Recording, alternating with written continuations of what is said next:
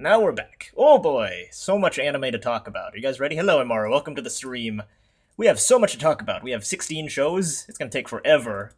I'm gonna try and not to yap for too long because there's a lot. There's a lot to talk about. Oh man.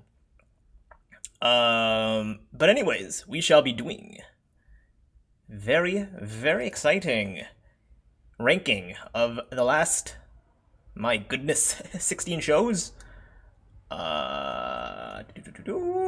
Okay, so without further ado, we'll just begin right off the bat because this is gonna take a while. I also added little notes here on because I know that like my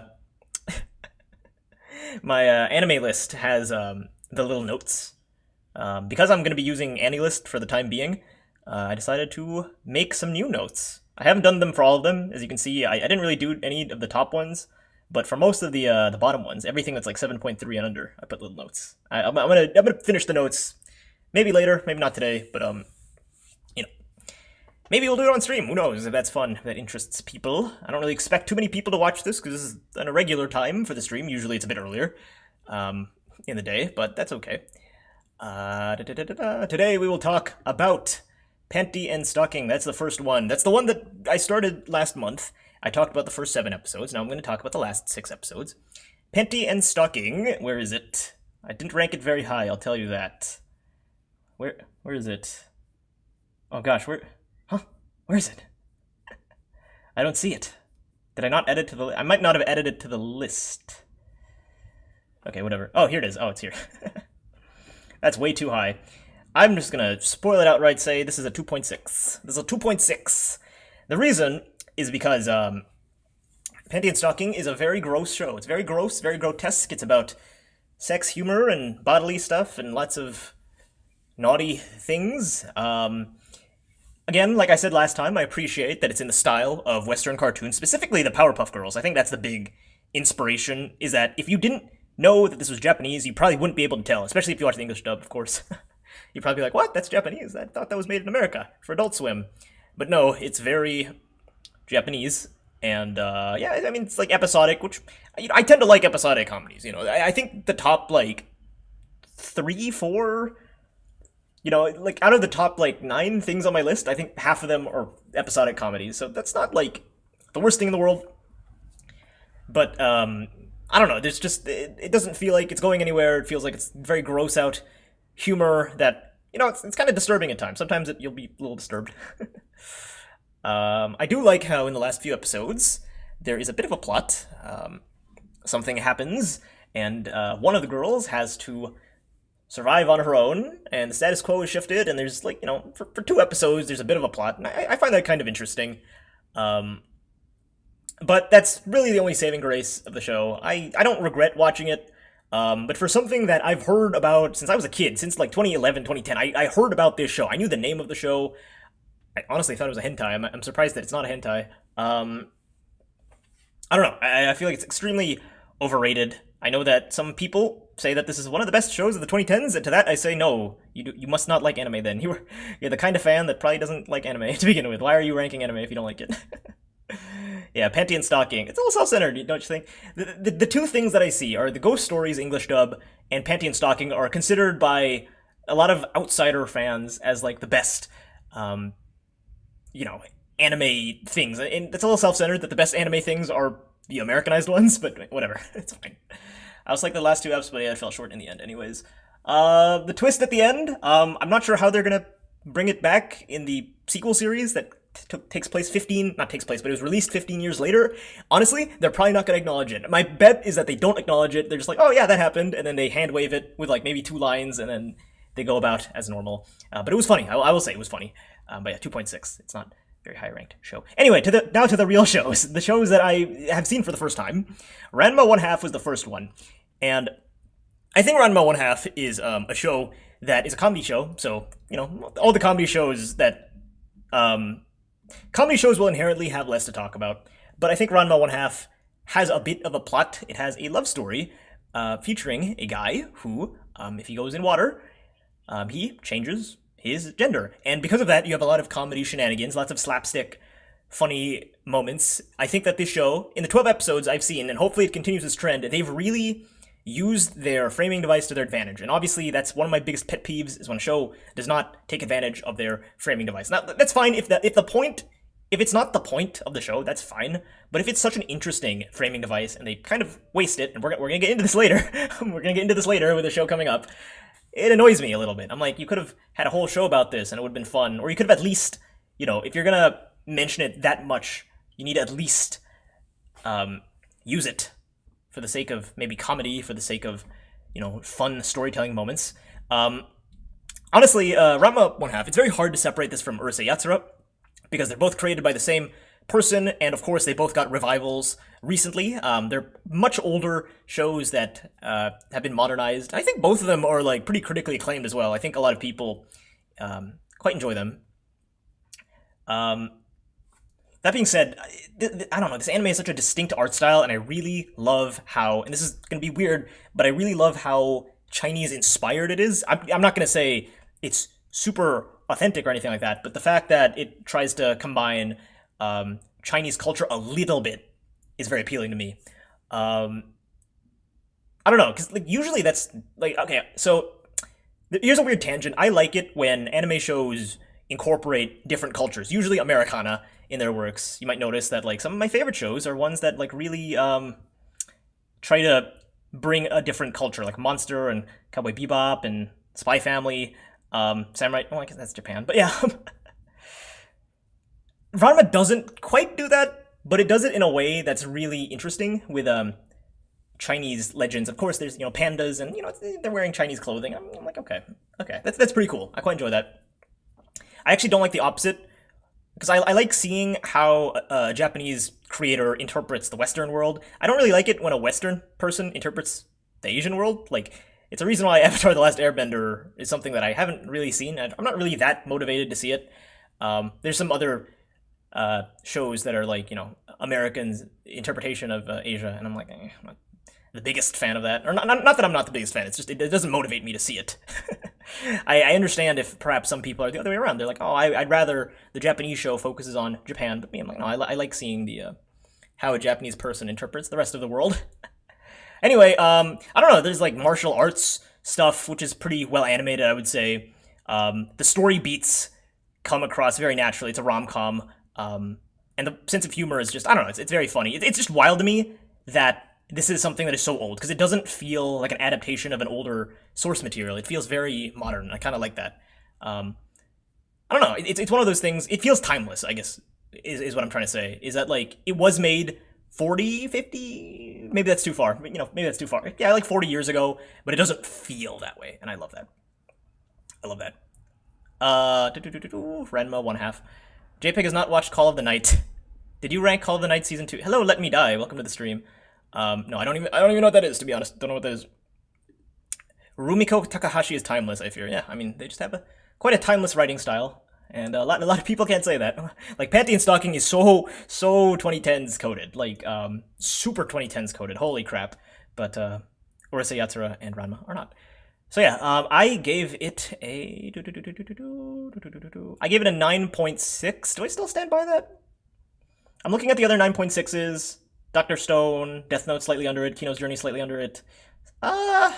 9.6 seems a little high. I would say 9.5. I'm gonna lower it by 1 point. Yeah, it's such a big deal. I lowered it by 0.1 point. Oh, man. Actually, you know what? I'm keeping 9.6. I think 9.6 is fair. Here we go.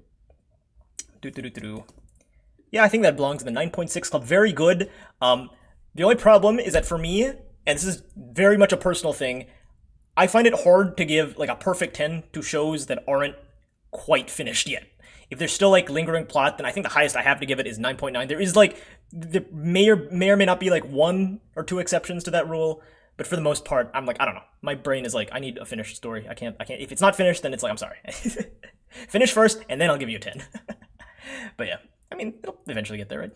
Did you rank Kowloon Generic Romance? I don't even know what that is, but no, I did not rank that. Have not seen that. Don't know what that is. Next up we have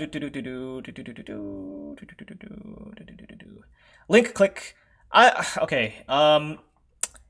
This is probably the show. I don't regret seeing it. This is the show I probably have the least to say about. It is I believe the term is donghua. It was a Chinese show, and because of that, all the ramblings I did about anime and Japanese creators, it goes out the window because the creator is not Japanese. It's called anime, but I feel like the definition of anime is like it was made by a Japanese person or made in Japan. This wasn't made in Japan, and because of that, a lot of the stylistic choices that you would see, a lot of the storytelling um, devices that are usually in anime are absent here. That doesn't mean it's a bad show, but it just feels out of place. And for someone who really enjoys watching these things, it's like, why am I watching Link Click? Right, I might as well be watching Invincible, which is a Western animated show, or Pantheon, which is another Western animated show. Right, like it is very low amount of connective tissue. It honestly feels weird that it's on this list. Like I get it because like there's no widespread Chinese ranking, Chinese you know my Chinese anime list. So you might as well just add it because it's like, why not? It can be a guest star in this website, but I mean, I don't know. I did not enjoy it. I think just the whole time I was thinking to myself, this is not why to watch anime. It's a show about these two guys, and they can basically jump into blue skidoo into pictures and solve crimes and stuff. They take over a person's body and then control them in the action, and maybe they can change the course of history, maybe, or they can find clues to the murder and stuff. And like I think that's a decent concept. It's just not an anime show in my eyes. It really isn't. And that's coming from someone who went to school for different types of media arts, and different cultures and anthropology and all that stuff. So I don't know. To me, it's fine. Like I put 7 on my Google Doc. 7 is way too generous. 7 is way too generous. I'll give it like a 6.1. Yeah, 6.1 is fair. No, honestly, even 6. I'll give it a 6. It's fine. It's all right. I'm just gonna give it a 6. Here you go. 7 is so generous. Look. I have recency bias. When I finish watching things, I'm usually a little more positive than I am. Some shows are the exception. Some shows I'll be like, I was too harsh. I need to look back and rank it higher. Psychopaths and Free Ren and some other examples of shows that I've looked back on, and I'm like, I need to give it a higher ranking. Maybe we'll look at this ranking later once the stream's done and rate things higher. Okay, so next up we have the one, the only Black Lagoon, and Black Lagoon, I feel like it's always been in the camp of like classics. It's not even that classic. It came out in 2006, I think, 2007. So it's not as classic as the usuals, which are Trigun and Cowboy Bebop and Outlaw Star and Dragon Ball and all that stuff, right? This one is not. I wouldn't say it's in the same boat, but I feel like out of all the 2000s shows, other than Death Note, Black Lagoon is probably the one that's like considered a classic. And now that I've seen it, I'm like, it's not a bad. Okay, look, it's not a bad show. It's just I don't understand why it's a classic because it doesn't. There's no ending. It hasn't caught up to the manga because the manga wasn't done yet, so it kind of ends a little abruptly. There's no ongoing plot. It's one of those things. It's like a comic book. Every arc is like a comic book where you read it and it's standalone, and you don't need previous arcs to understand the future arcs or anything like that. It's very standalone. It's very like pulpy. It's like one of those old 1970s or 1980s pulpy magazines of very like shocking tales with like gorillas and like terrorists and all that stuff. And also, my God, they swear so much in the show. I don't mind swearing, but it's so edgy. It's definitely like if you're 14 and you want to feel like an adult, you should probably watch this show. It's so edgy. It's not like inappropriate or at least I don't. Yeah, it's not inappropriate. I don't think it's just very like angsty, very rebellious, teen rebellion and angstiness. I know people compare it to the Tarantino movies, and that's kind of close, but it's like, I don't know, it feels gratuitous at times. Yeah, so, I mean, you'll watch the show, and you'll have characters, and they'll have arcs, but because the anime is not done, the arcs will never really resolve.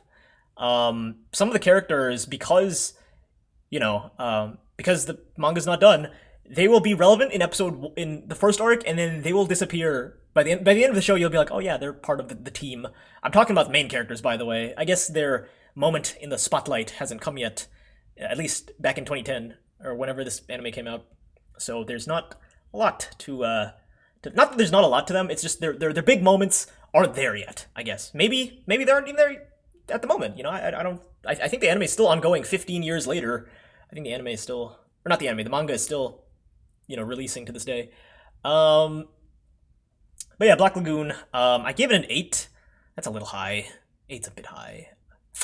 8's a bit high, I will say. I'll give it a 7.3.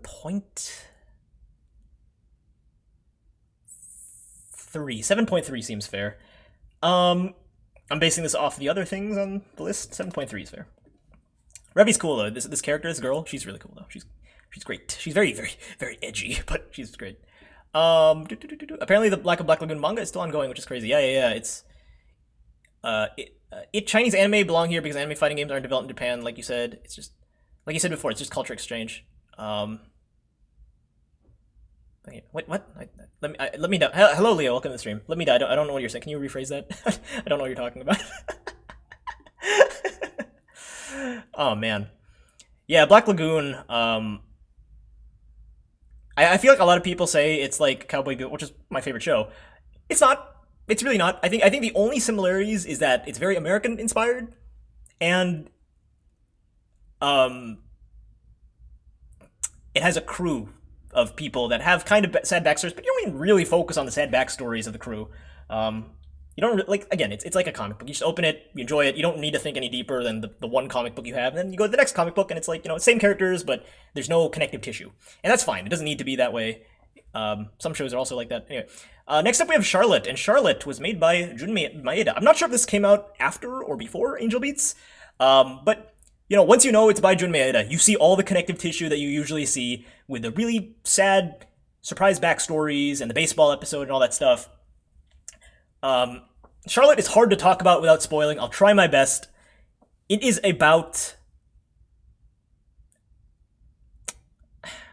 a guy with special powers where he can jump into other people's bodies, and he gets recruited to like that X-Men school or whatever in the X-Men comic books, basically that, where he gets to train his powers, and this show is very off the rails. I think that, like, I've talked about this before on AniList, but this is like a show where every episode feels like its own season, because they do such dramatic shifts in terms of what the story is.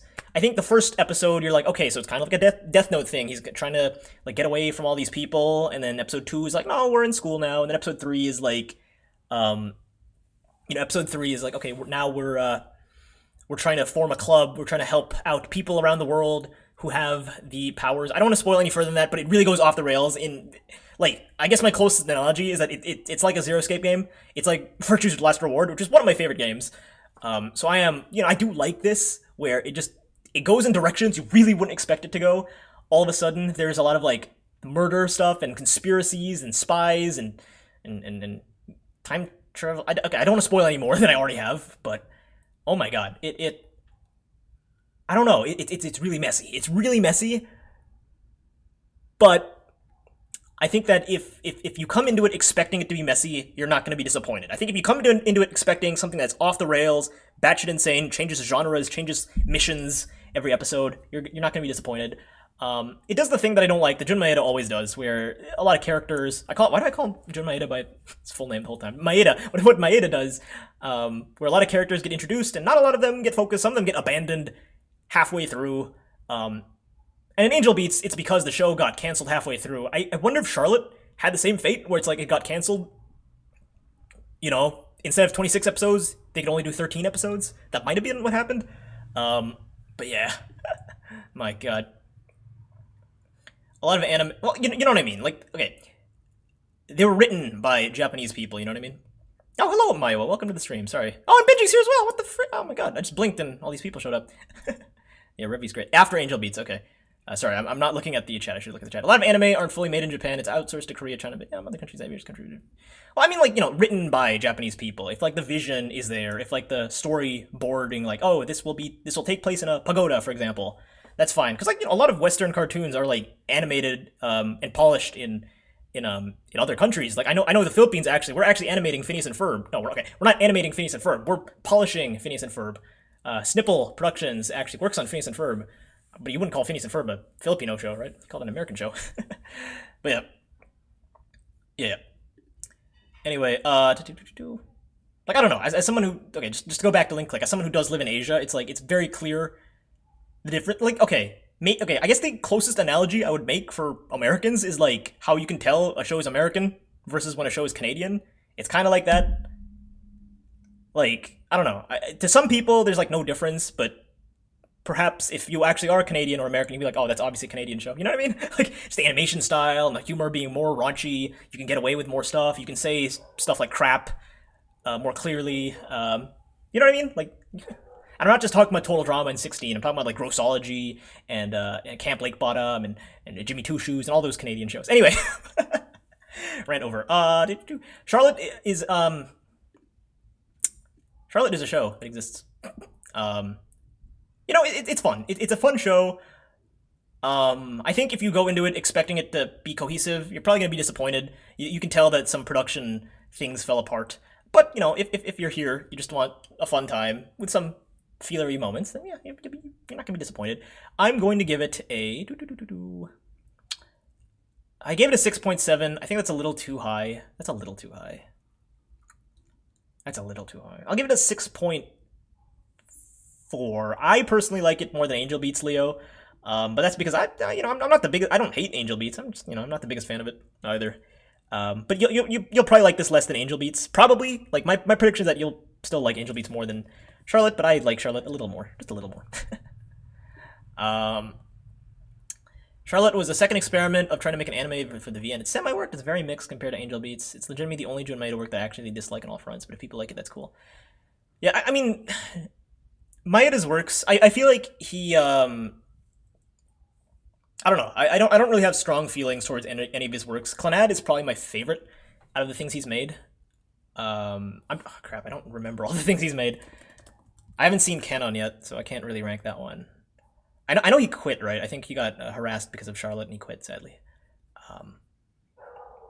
Canon, Air, Clannad, something about being a god, The Day I Became God, Angel Beats Charlotte. Yeah, Clannad is probably my favorite by a wide margin, and then everything else is like, it's fine. Everything else is like, oh, it's okay, it's like 6. In my head, it's a 6. But yeah, I might start tonight. Yeah, go for it. It'll be fun. I think you'll enjoy it. Written by a Korean and is published in Shonen Jump. Is it not? Was it written by a Korean? I mean, was it a Korean living in Japan? There are some shows that's like, you know, on the surface, you're like, this really does not read like an anime.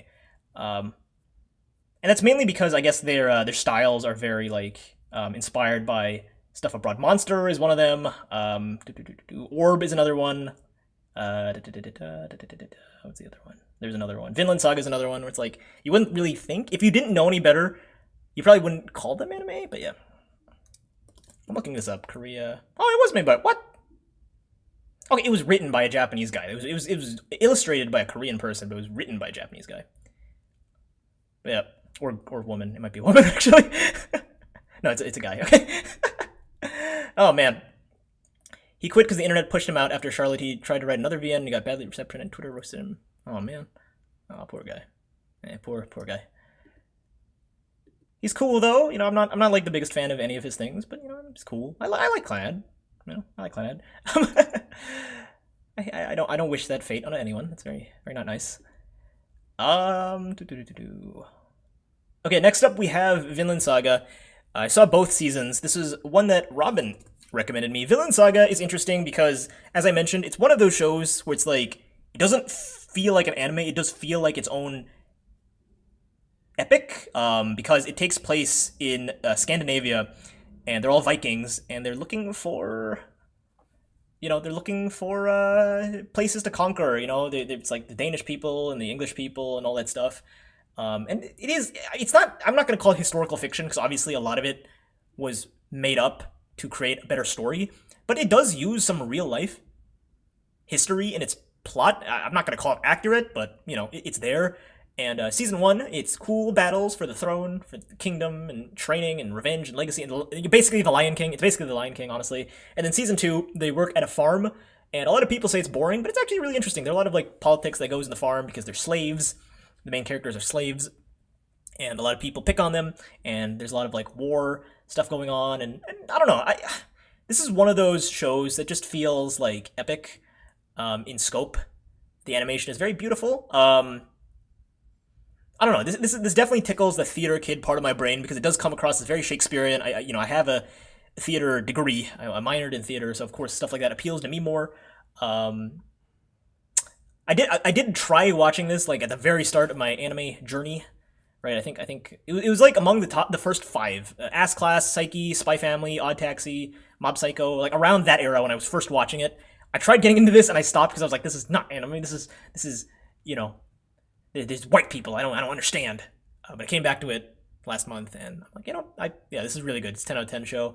Um, yeah, if you like stuff like I guess Game of Thrones or Spy or not Spy Family Shakespeare, then you'll probably like it. But I understand that's not really for everyone. Um, so I wouldn't like wreck this, but you know, it's cool. It's cool. Um, I would say I feel like it's a more manly show, but Robin really likes it. I think Robin just really likes historical fiction, and historical fiction, more often than not, will revolve around men, because that's kind of what history has done.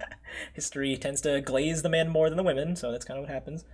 Orb is another one. We'll get into Orb later, but yeah, Vinland Saga, 10 out of 10. I like that show. Oh my god, this chat is canon now. Canon now. Soon we'll watch canon. I promise. Canon Clannad Little Busters. Watch Little Busters. The VN is better. I gotta go through every Jun Maeda work. You guys are the Jun Maeda shills. You guys should. God. Get Robin to join the Kino's Journey train. I can try. She'd probably like that. She'd probably like Kino's Journey. I feel like Robin and I are like, for the most part, we like everything that we suggest to each other. Whenever we suggest stuff to each other, we tend to like it more. The one exception is Golden Time. For the most part. She'd probably like that. Hello, Saldro. Welcome to the stream. Vinland Saga is peak. I agree. As someone who's European, Mayo, you probably get more out of it. I don't know if you're taught that stuff in school, but man, I love it. It's one of those things where it's like you want to do a lot of research into the history after you get into the show. It's really good. What do you say? Good luck. Am I in trouble? Kids on the Slope is next. Kids on the Slope was made by. I keep on forgetting his name, but I love all his work. I don't love all his work, but I think a lot of his work is very good. Shinichiro Watanabe. I think that's his name. The guy who made Cowboy Bebop and Samurai Champloo. He also made Kids on a Slope. Kids on a Slope. You know, when I talk about these things, I should probably click on the things. So at least you have something visual to look at. I should probably do that starting now.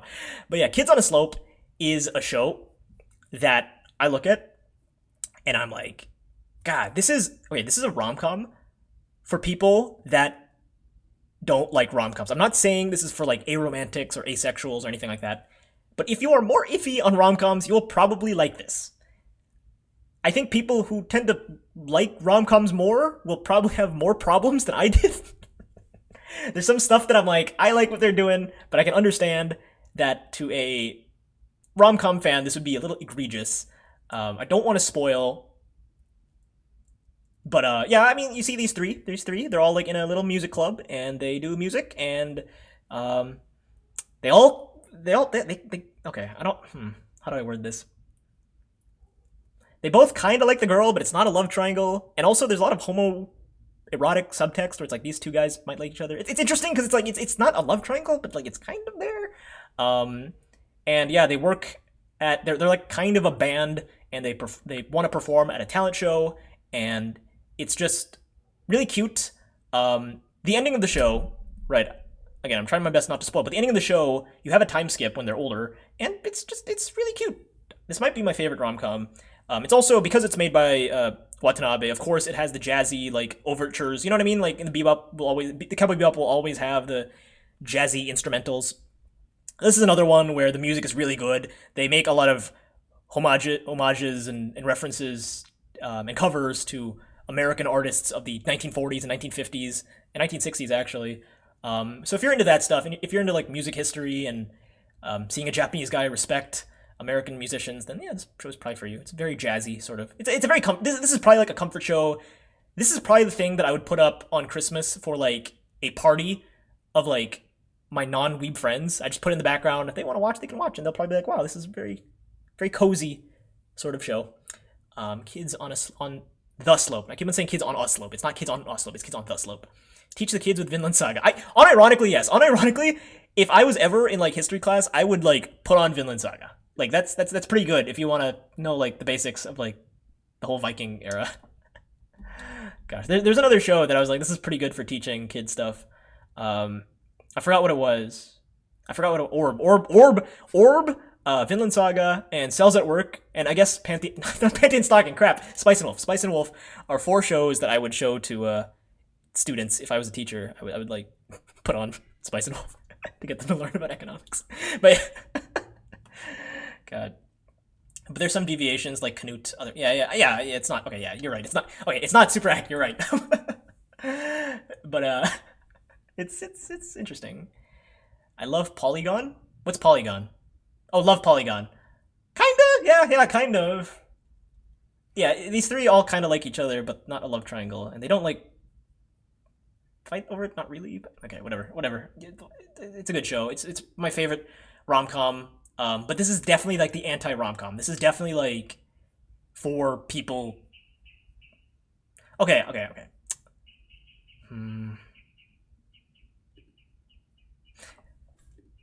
Okay, I can't say any more without spoiling it, but like okay, I can't say anymore. Okay, I'm not even gonna try. I can't. I'm sorry. Cells at Work JPEG. I already said Cells at Work. School days to teach kids about romance. Oh man. Jazz. I love Jazz. Watanabe. You haven't seen any of his shows yet, I don't think, Leo, but Watanabe, he's the master of jazz. He always puts jazz in his works. It's very great. I love it.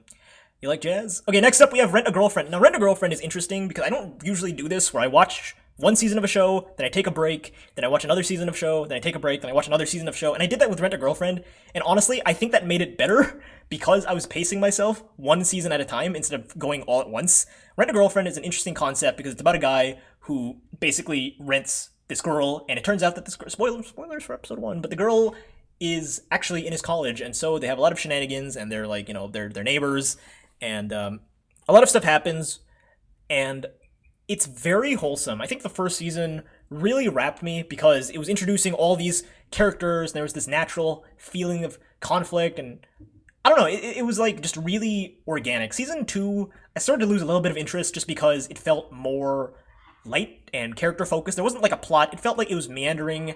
We're just going on dates. We're going to hang out. We're gonna, talk about our pasts, and that's fine. I don't have a problem with that. But I think that it was definitely more of a setup season. And then season 3 came around, and season 3 they have a storyline, right, where it's like they want to make a movie, and of course that takes a lot of effort, right? You can't just make a movie out of nowhere. So because of that, there was natural. I'm not gonna say arcs, but there was natural like progression in terms of the story and where they were in the movie making process, I guess. And I don't know, like a lot of people say on Reddit say that it's bad. I genuinely disagree. This might be like, okay, I'm gonna be honest. I feel like I have very basic opinions. I feel like when you look at my list, I feel like I don't have a lot of hot takes for a Redditor. I don't want to call myself a Redditor, but I feel like a lot of my takes are Reddit coded.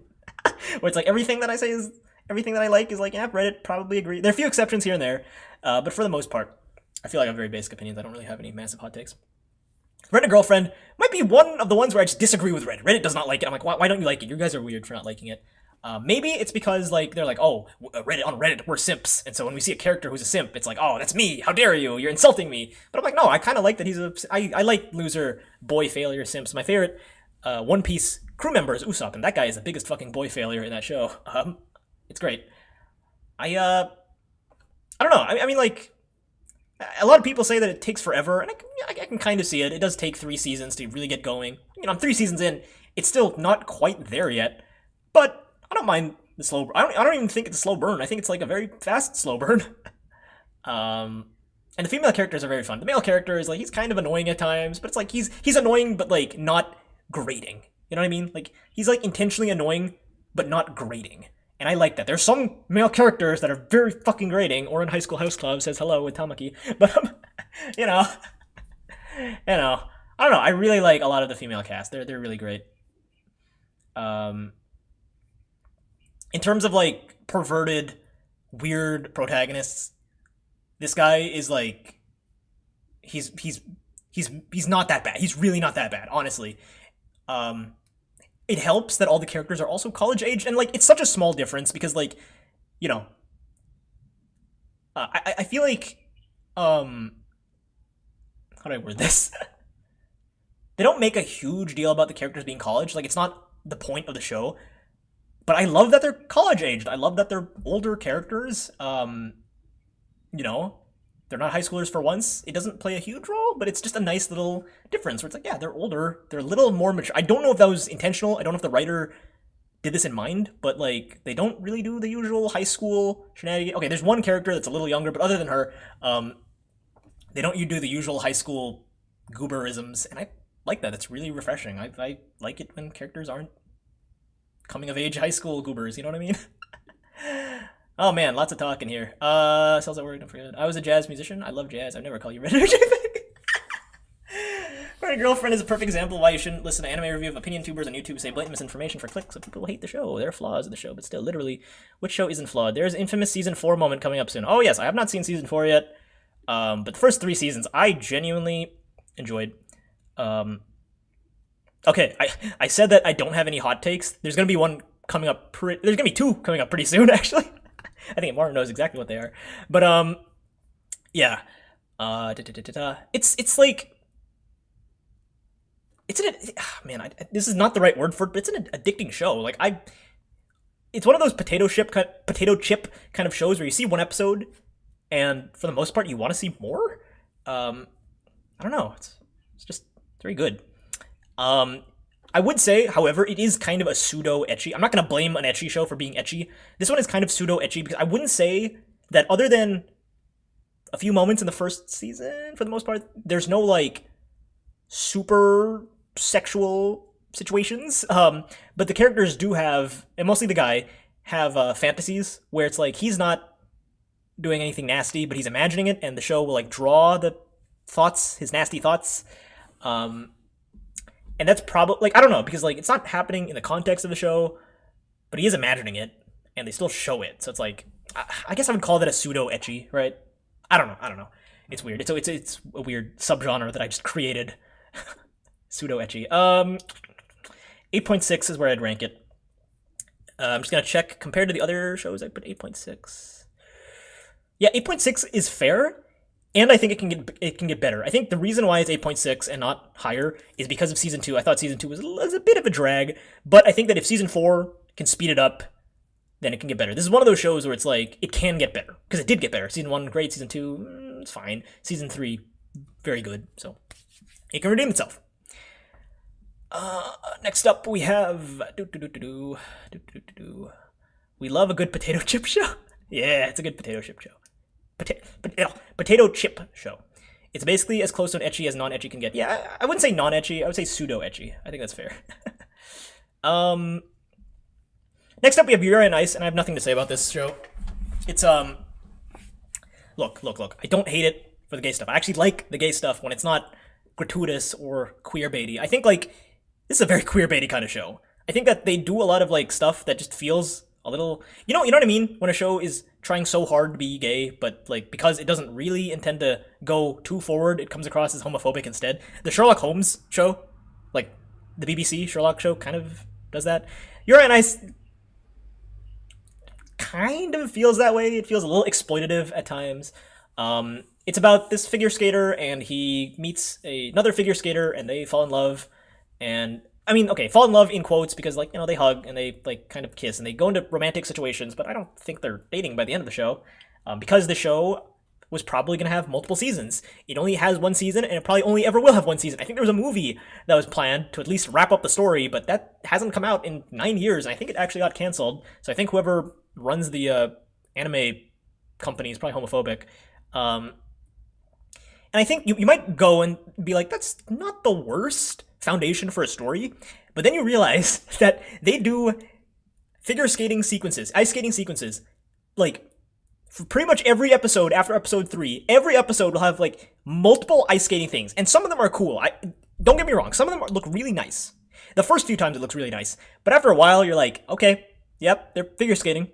Yep, and the animation also gets worse as the show goes on. I think they just ran out of money by the end, and it's like, okay, all right, we're just gonna waste time. Look, some shows do that where I'm like, you don't need to put a fight scene here. You could have replaced this fight scene to develop some of your characters a little more.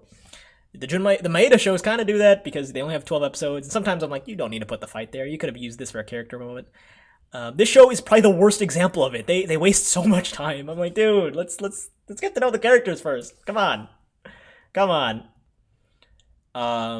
Yeah, it's one of those tournament shows where it's like you get introduced to a new character from a different country, they have a backstory, and then they express themselves through the figure skating.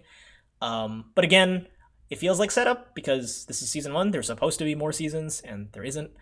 So it really goes nowhere. Yeah, Yuri on Ice. I don't know. I can see why people liked it in 2016. Maybe they were expecting this to just be the start. That's good faith on those people. I'm happy that they put faith that the show will continue because it has not. Hello, chat. Let's see what the chat's saying. Mappa is too busy overworking their employees and pumping out JJK content. That's, okay, Mappa is so funny because even though they have Chainsaw Man, like a big franchise, they have not done anything with it because they're so focused on JJK. I find that kind of funny. I find it kind of funny that, like, last year I was always shitting on Chainsaw Man, but now that I know about JJK, now I shifted my blame to JJK. It's kind of funny. I like the gay stuff. I do like the gay stuff. It's great. It's awesome. Potato chip show. That's hilarious because the writer intended to be combat homophobia, but same as high hopes for this mega rip. I mean, give it a try, Leo. I mean, I'm not gonna say you might like it, but it's one of those shows where there's no conclusion because they stop after one season. Yuri on Ice is lucky it got watched before the summer Hikaru died. Wait, why? Why? I don't get it. What's the correlation there? 5.2 seems a little too high. I don't know about giving it 5.2. Yeah, 5.2 is very generous. I will give it a 4.7. Am I getting it a 4.7? 4.7 seems fair. I'll give it a 4.7. By the way, these numbers are arbitrary, okay? Like, I don't know. These numbers are very arbitrary, but I'm giving it to them anyway, because he's fine. Yuri on Ice, 4.7. Okay, what I do like about Yuri on Ice, I'm going to very briefly talk about this, is that I forgot to click on the show so that you guys have something to look at least. Okay, this guy, he has, the beginning of his arc, the beginning of the show, and they kind of drop this, is that he is overweight. He does not look overweight at all. Like, look, maybe he's like hiding it, but like this guy is not overweight at all. Like, come on. Like, I like that because at least it gives the generic protagonist something of note. But they don't really commit to it because they get rid of the overweight. Like, he doesn't like lose the weight. He just like hides it well, and also he just doesn't look overweight. It's like, okay, we're not really committing to our character, traits. I guess it's annoying. Oh well. Man, we still have fucking 6 shows to go. Jesus Christ, we're almost done. Free was such a big thing back then. Yuri on Ice is like a band-aid after Free. What does that mean?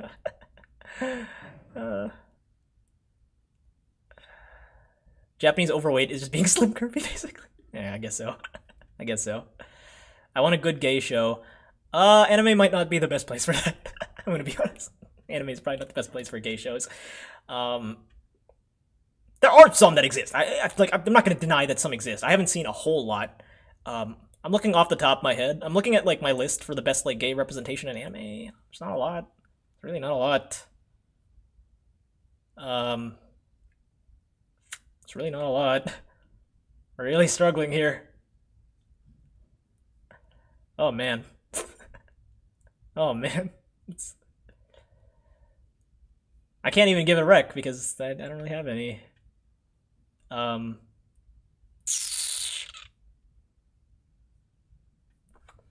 Best LGBT anime, let's see. Don't say Yuri on Ice. Okay, it doesn't say Bloom Into You. Yuri on Ice. Given Banana Fish. Oh, I forgot about Banana Fish. That's right. I need to see that. Paradise Kiss, apparently. It's good. Carol Tuesday is not like... Carol Tuesday is not LGBT. Okay, whatever. It's about 2 girls that perform. They're not, like... They're not... Whatever. Whatever. You haven't watched... No, I haven't... Okay, no. Let me rephrase it, Maru. I haven't seen any Yuri and Yaoi other than Yuri on Ice, ironically. Which I don't like. But, I mean, Oran kinda. Oran has those vibes, but I wouldn't say it's, like, LGBT. Buddy Daddies has those vibes, but I wouldn't say it's, like, it's coded. It's gay coded. It's not gay, though. Ice skaters are pressured to be thin, too, which is part of the problem. There's not a lot that you've seen. I can name a lot. Utena, that's right. I'm in love with the villainess. That's a good one. Yeah, yeah. Bloom into you. Paradise Kiss. I was gonna say we're gonna wait until Pride Month, but that's like 9 months away. It's June. It's 9 months away. It's too long. I don't know. I'll sprinkle some. Tuna is on my. I'll show you guys my my next bingo card once we're done with this. We're almost done. We have 6 shows to go. Next up, we have school babysitters. Wait, 6? We have 6 to go. Yeah, we have 6 to go. Next up, we have school babysitters. This was recommended by Robin.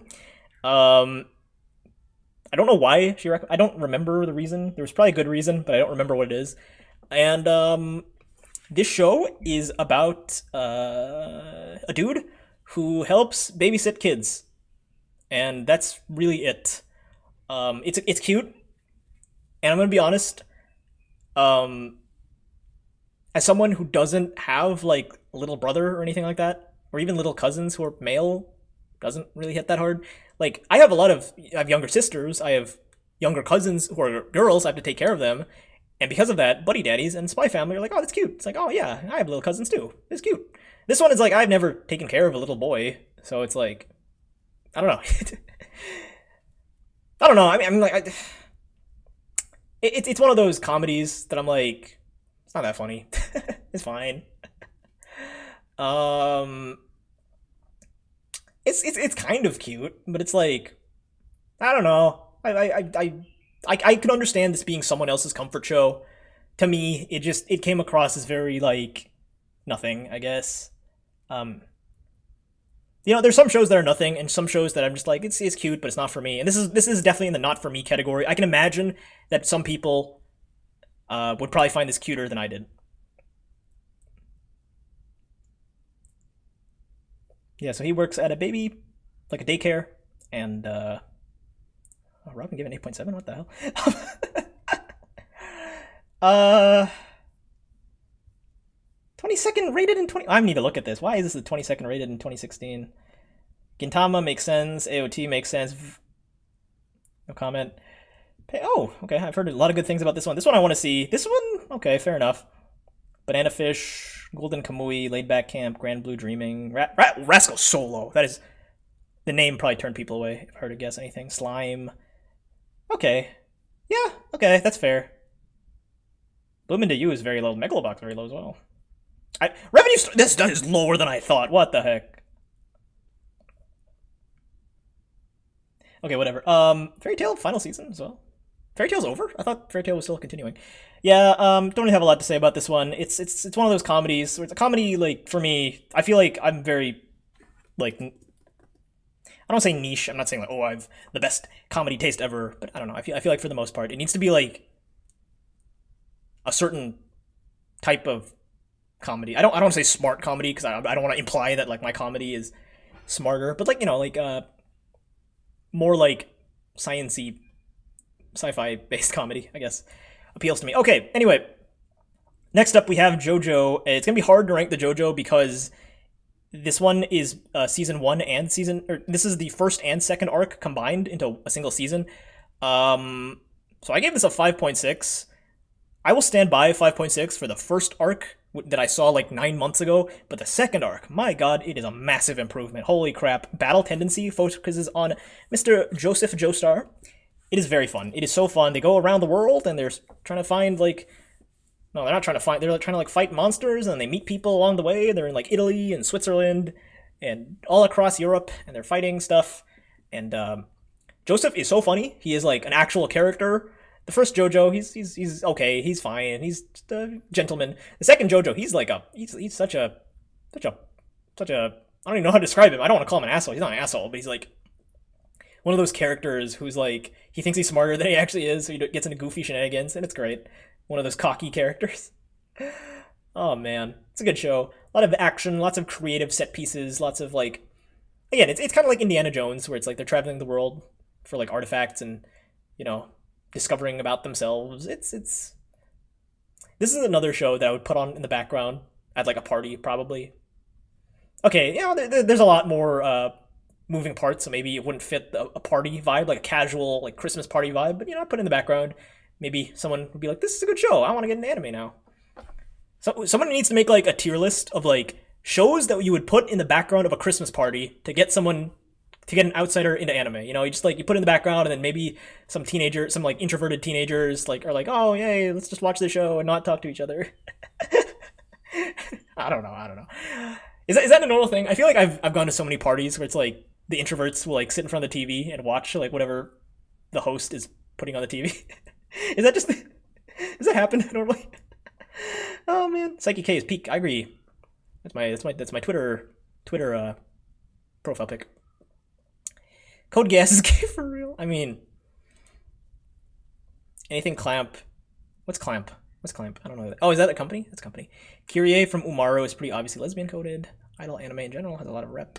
So does Magical Girls. Prepara has a trans character. Love Live has implied lesbian. So does Bang Dream. R4DJ came with has a canon rep in the game. Hayakoko, my beloved. BRB, says Leo. Psyche K is peak. People don't like it when things are abstract. Review Starlight is so good. This man wants to watch Rick and Morty. Okay, Benji, here's the thing. It's funny. It's really funny that you mentioned that, because we're going to get into this later. We're going to get into this a lot later. This is basically Rick and Morty, the anime.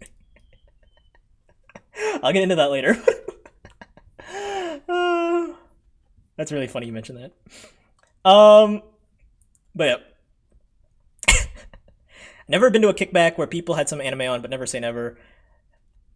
I mean, usually it's like at parties. It's usually like Wipeout. You know that show, the game show with the moving obstacles. It's usually like what I've noticed is that people like to, in the Philippines at least, like to put on Wipeout or like Harry Potter or like the Marvel movie or like Knives Out, and they just put it there for anyone to watch. Like usually the introverts, and then they just sit in the back and they don't really converse. They're just eating food and just watching the show because they're shy and they don't want to bond, which is fine. Nothing wrong with that. I don't know. Like if I were to host a party, I would use that medium to like get people into anime. You know what I mean? To introduce my favorite stuff. I wouldn't just put like a Harry Potter thing. Anyway, okay, here is the next like kind of hot take. Bocchi the Rock. A lot of people on YouTube say that this is the best slice of life show. It's the best like music show. It's just something that's super relatable. And I think that's when I realized that a lot of people on YouTube, by nature of making anime videos on YouTube, and again, I don't want to throw stones in a glass house, because I also make anime videos on YouTube. A lot of them are naturally going to be a bit more introverted, and that's fine. But because of that, there's a bit of a disconnect in what I like and what the other people like. And it's about a girl who she's very shy. She has social anxiety, and that's probably very relatable to people who do have social anxiety.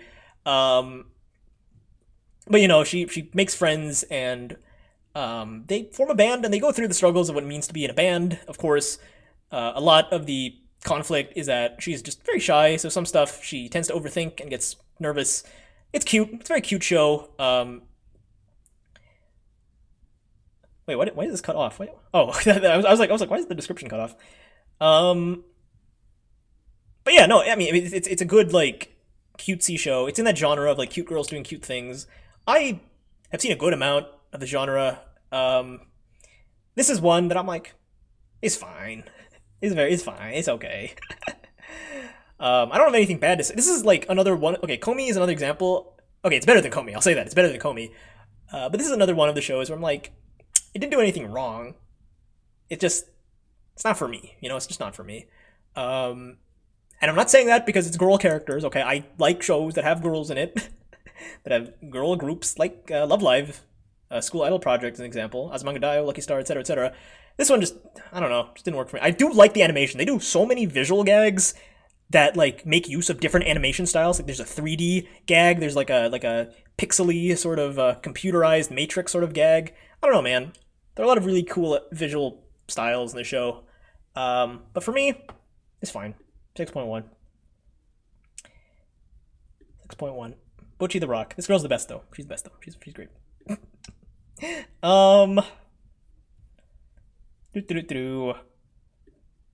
Enderlads.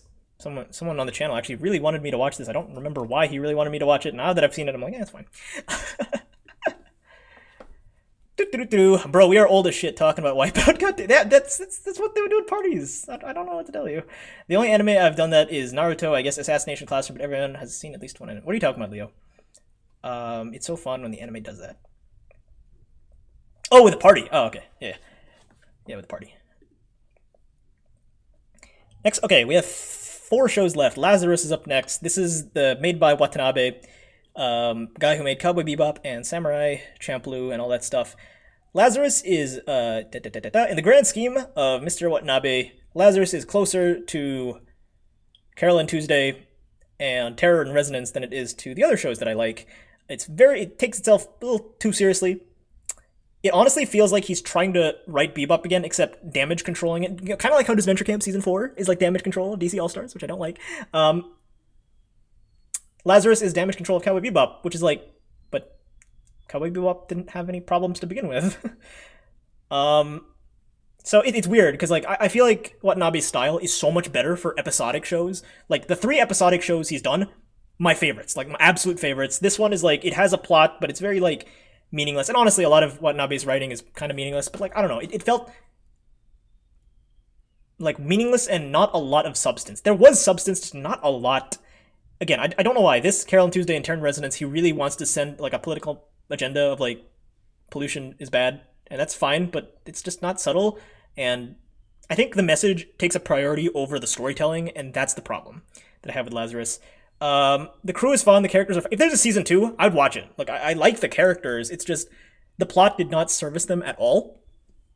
The animation's pretty good. Just the plot is really fucking dumb. It feels like we're going through a bunch of side quests and there's no main through line, and that can work in a show like Champloo or Bebop or Space Dandy. But here, because there's a big overarching message, you can't go on side quests. You can go on side quests when there's no main quest to begin with, but here it's like, oh my god, what are we doing? What are we doing? I would watch a season 2 of it, but I don't know. I mean, like, again, it's very jazzy, the animation's very good, the characters were not very well developed, but, you know, they're those characters where it's like, you don't know them that well, but they just seem cool.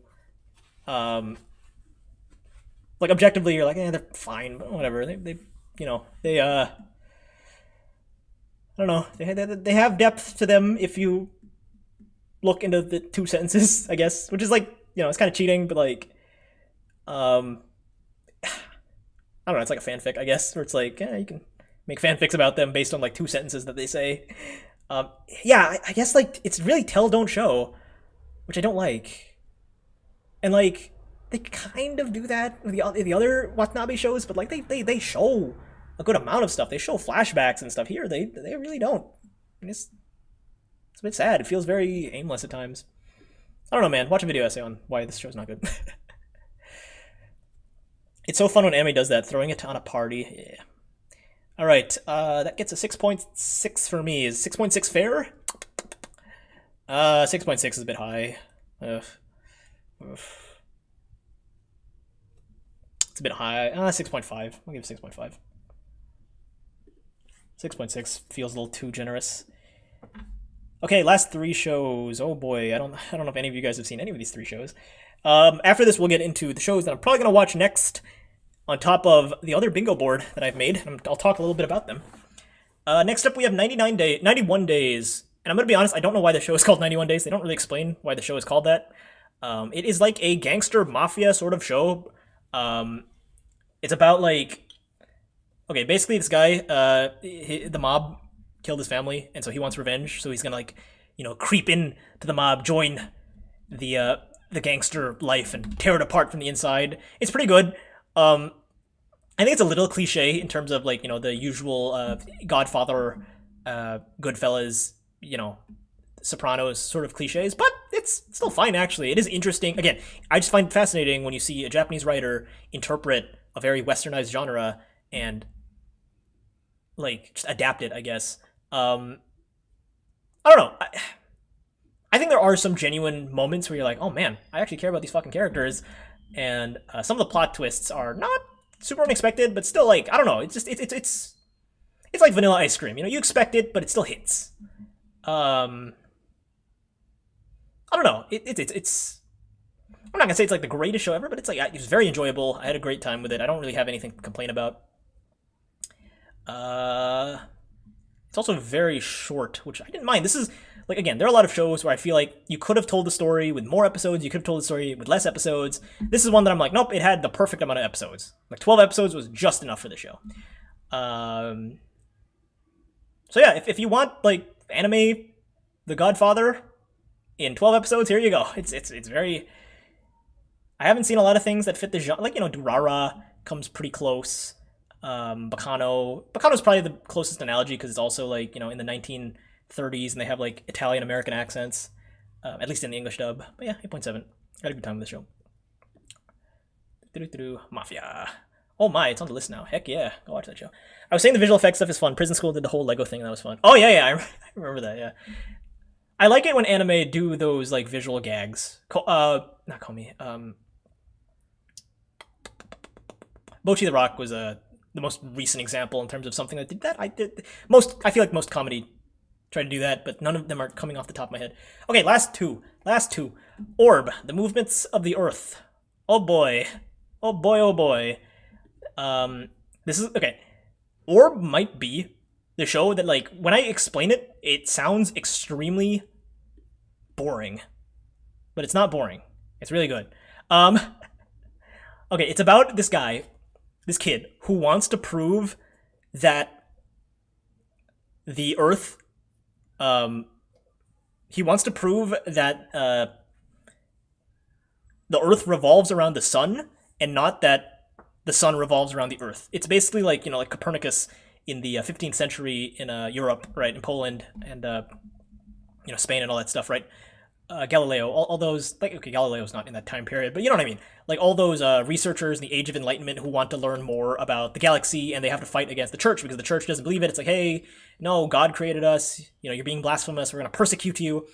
And of course, it's about this revolution of people that believe that the Earth revolves around the sun and not the other way around. And of course, because of that, there's historical. Obviously, it's historical fiction. It's not super accurate, but of course, you see the religious persecution. Women get treated like witches if they step out of line. You get to see how much the church affected people back in the day in terms of their beliefs. And I don't know. It's a very smart show, I would say. It's another one where I don't know. It's a very like complex sort of show in terms of like legacy and rebellion and what it means to fight for a cause. I wouldn't say it's a super like character-y kind of show. I mean, you're probably in it. You'll like some characters, but I wouldn't say the characters are the main part of the show. It's definitely more of a philosophy sort of show, like I guess like a Kino's Journey. But yeah, no, I mean, this is another Robin rec that I'm like, Robin, you like your historical fiction, don't you? This in Vinland Saga. Is very good though. Is very. I feel like I'm underselling it, but this is a show that I feel like it has a vision and it really sticks with it. A lot of shows, especially ones that are adapted from manga, I feel like they kind of lose their sauce about halfway through or by the ending. It's like, okay, we kind of lost the vision, but I feel like this show really stuck to the vision. It is like a Netflix produced show, right? That is insane that a Netflix licensed show is that good. Now, obviously, because I've said that Netflix tries to like globalize their shows, this one is another one that's like doesn't really feel like anime, but that's not to the detriment, okay? Because this one like takes place in Europe, so it's already like distanced from the usual anime tropes, I guess. Like, I don't have a problem. I have a problem if it feels like it's watering down the Japanese isms, BNA as an example. But this one didn't. This one didn't feel like it was watering it down because it just doesn't take place in Japan. So it's like it wouldn't make sense here. And I love that. So yeah, Orb, good show. I'm curious about Orb because of the sci-fi challenge. Orb, I wouldn't say, okay, it's more of a science challenge, Leo. Orb is not really a sci-fi show, it's more of a science show, you know what I mean? Like, it's more like real-worldly, I guess. Historical fiction, closer. Okay, anyway, we have the last one. We have the last show that I watched. Oh man, I'm getting so tired. I've been yapping for almost over an hour now. Last one, we have Space Dandy. This is made by Watanabe. Again, I feel like I've said that so many times this stream already. It's made by Watanabe, guy who made Cowboy Bebop. This is my second favorite show of all time. Space Dandy is so fucking good. Holy shit. Benji made a joke about this earlier, but this is pretty much Rick and Morty in anime. Every episode, you know how Rick and Morty takes a sci-fi concept and then runs with it for an episode? It's very episodic structure. That's what Space Dandy is, and you'll soon realize that Space Dandy, nothing fucking matters. Like, the characters will, like, die in one episode, and the next episode they'll be fine. It's a very, like, episodic show that feels like, the usual honestly, it feels very Western inspired. I know it's not, obviously, but like, it just feels like, like Adventure Time or regular show or Gumball or SpongeBob. Those shows where you do single episode like gimmicks, and then by the next episode it doesn't fucking matter. They don't bring it up anymore. There's no continuity. It's its own thing, and the characters are very lovable. It's definitely a comedy show. Um, and they just travel to different planets, and sometimes the planets are kind of funny. Sometimes it's like, oh, they accidentally created the multiverse, or oh my god, there's a doppelganger. Who's a doppelganger? We have to find them. Or it's like, oh, we're in the high school planet where everyone sings like a High School Musical character, or we're in the rock and roll planet. You know what I mean? And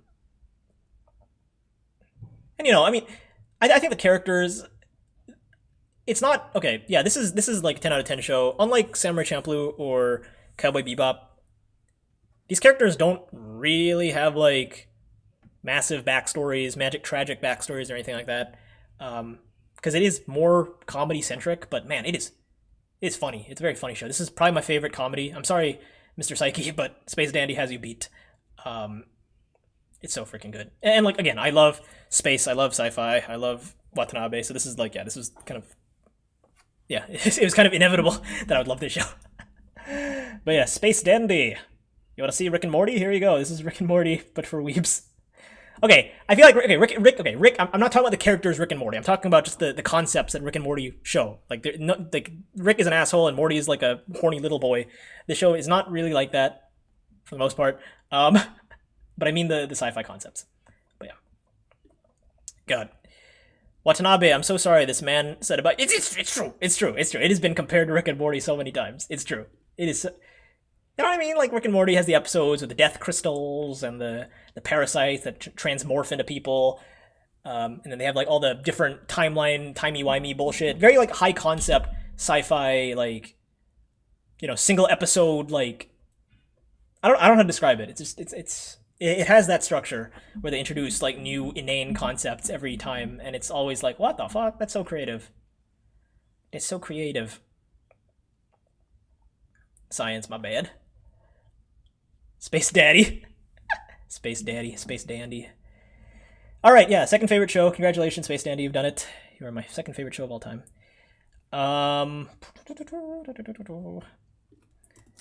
Alright, that's it for the shows that I've seen. Now, I'm going to show you something else. Are you guys ready? You guys are not ready for this. I'm going to show you... Well, actually, I'll show you two things. Let me hide the stream really quick so that you don't see anything bad. I'm losing my voice, man. I've been talking for an hour straight. This is not good for my voice. Oh, man. Okay, there we go. Here we go. Oh, it's cut off a little bit, but here is the shows I've watched this year. All of them are done. Mushishi is the only show that I'm like, yeah, I'm probably going to drop this one. This is more of a vibes show for like Buddhas or Buddhists. That's fine.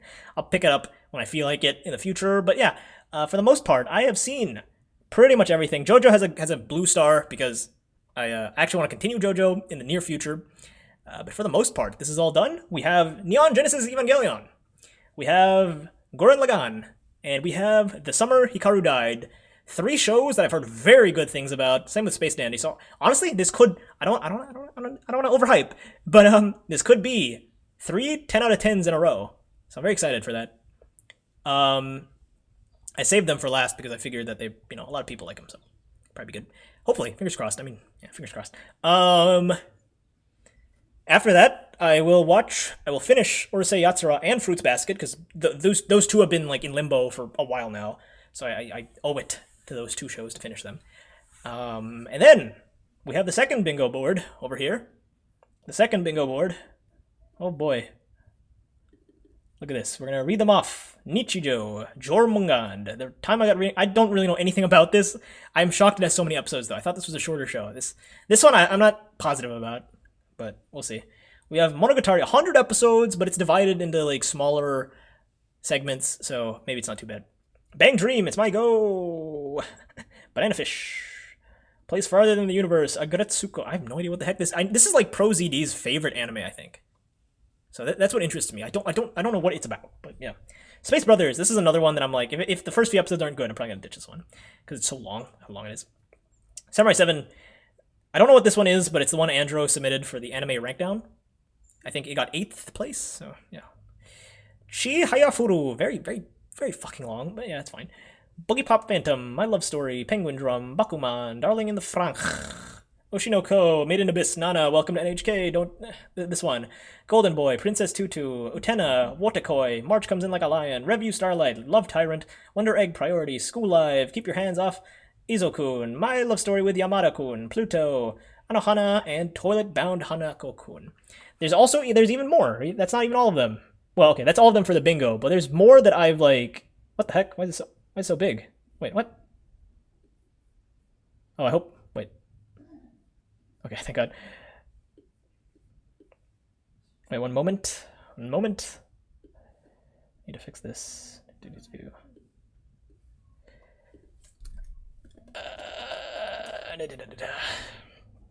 Darling in the Franxx. Yep, it's there. Benji stonks go up. Yeah. Agretsuko. Summer Hikaru died. I love you. Toilet Bound Hanako-kun. THK. Leo. Benji sucks up. Banana Fish is sad. Agretsuko. There's even more. That's not even all of them. There's even more. I'm going to show you. This is for later in life, but you ought to see this. 86. Batum, Bunny Drop. Can a boy-girl friendship survive? Darker Than Black. Dororo, Ergo Proxy. Fooly Cooly. Food Wars, From the New World. Gangsta, Girls Band Cry, Girls Last Tour, Gungrave. Hyoka, Kaiba, Legend of the Galactic Heroes. Why is there 2 of them? There's 2 of them apparently. It's weird. Is this here? Was Love Hina on it? I don't think it was, but... Mary the Patriot. My teen romantic comedy Snafu. I'm deleting this one. I'm not watching this one. No, not NGE. Not NGE, this one. I ain't watching this one. Bye-bye. Bye-bye. See ya. Wouldn't want to be ya. Anyway.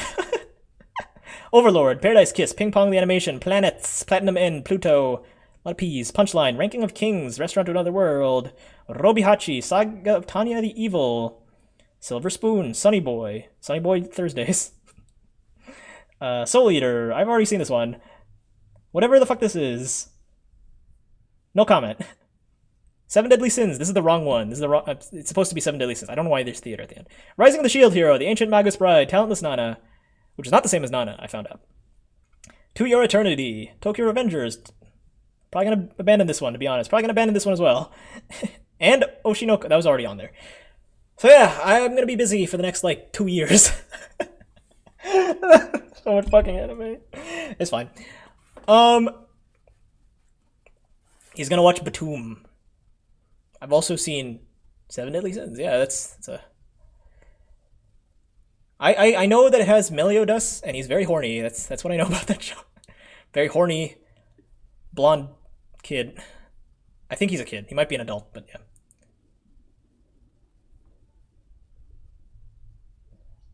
Oh boy. Anyway, yeah.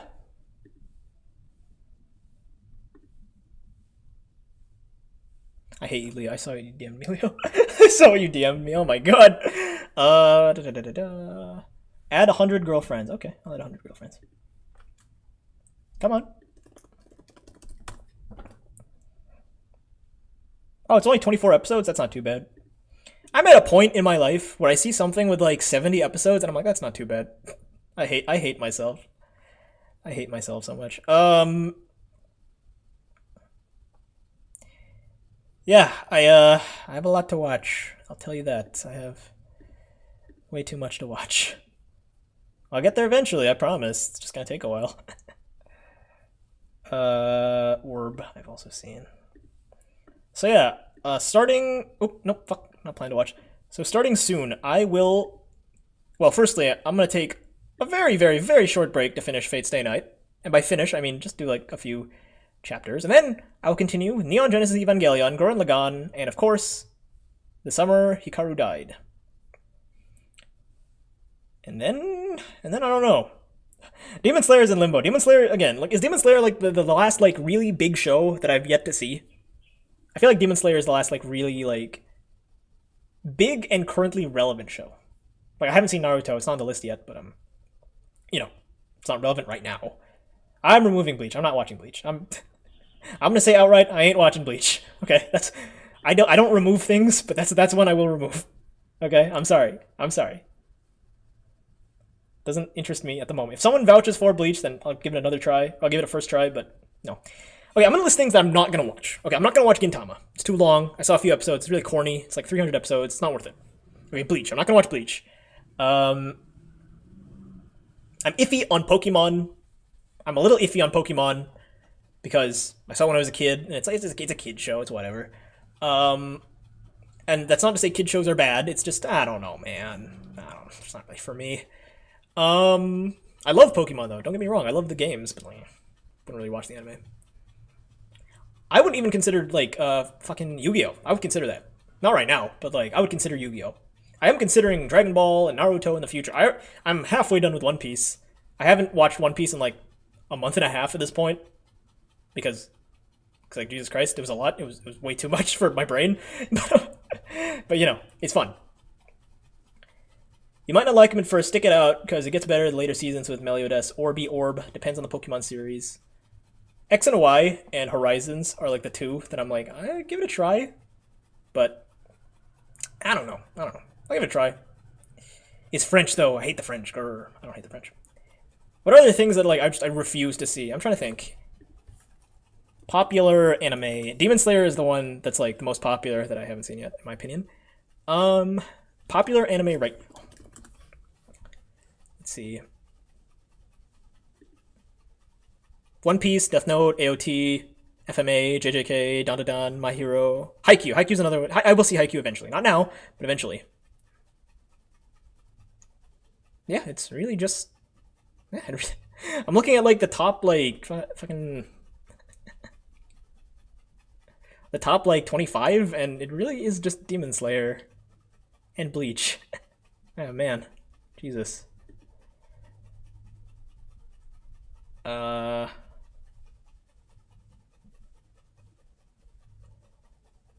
Yeah, what do you guys think? What have you guys seen this year? I'm curious. What have you guys seen this year? I'm gonna share my Google Doc, but like this not semester. This month has been like a lot of bangers. I must say, like this year, very good year. I keep on saying year. This month has been very good. That is slightly lower, but yeah. My gosh, something is happening to my files.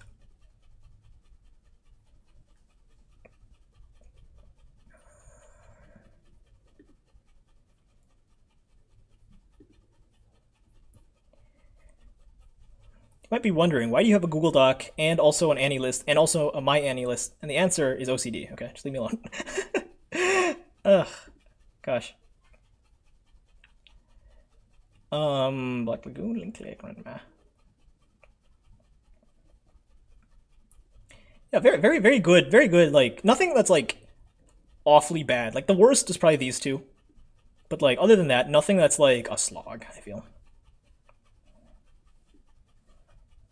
Especially here. This is such a good, like, trio. This was a really good trio. This was also a really good trio.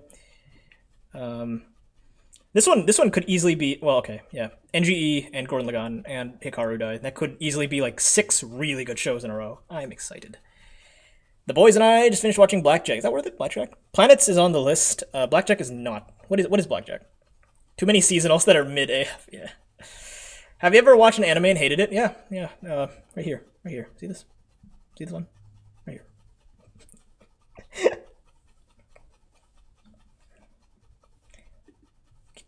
I'm seeing. But yeah, gotta have everything organized. Yep, it. Do be like that. It do be like that. Ugh. What's your least favorite anime? Comic Kill. What did I do? It's a Comic Kill. It's a 1.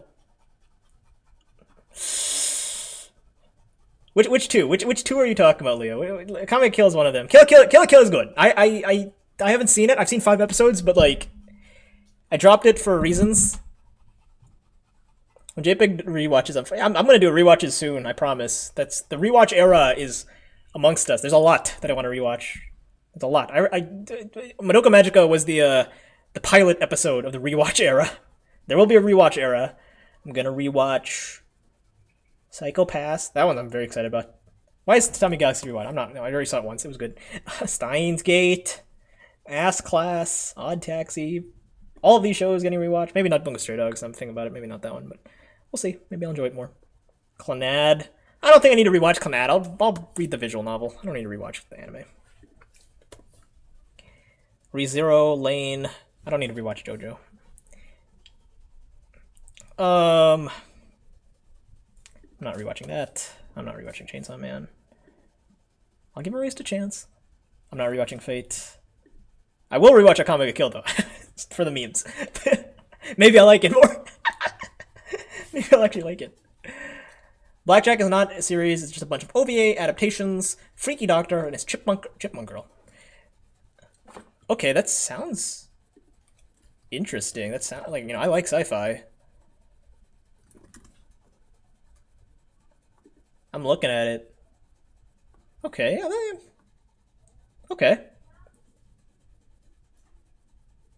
I'm not gonna put it on the list. I'll put it on the back burner though. Gosh, I see the main character of Kill la Kill a lot. Yeah, that's the girl in the fine. I guess you are my little pog champ. Kill la Kill. Okay, Kill la Kill's like from the 5 episodes I've seen, it's actually good. Akame ga Kill is the one that I'm like, I don't know about that one. Sad about Erased, but it's okay. Yeah, it's okay. It's fine. All right, there we go, everybody. That is all for today. I think it is best if we end the stream now. Got a lot to do today, so thank you all so much for watching. We'll see you guys next time, the next stream. Goodbye, everybody. Bye.